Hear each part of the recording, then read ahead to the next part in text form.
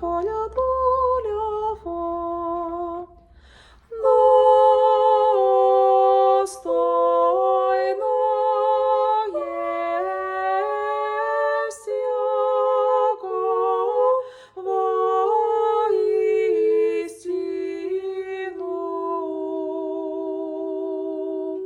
Блажит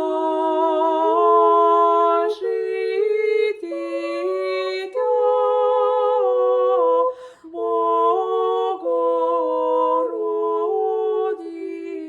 Богородицу.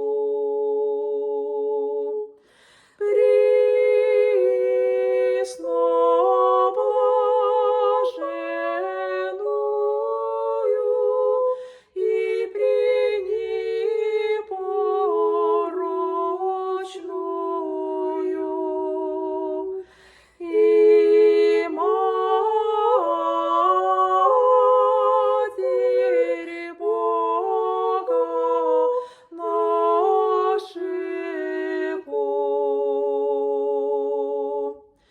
Честнейшую Херувим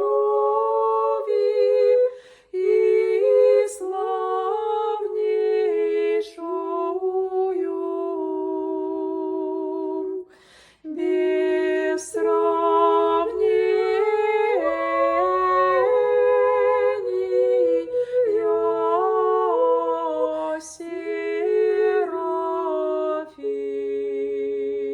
Серафим, без истрения Бога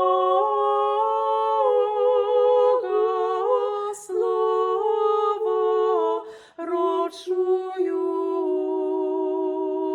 суща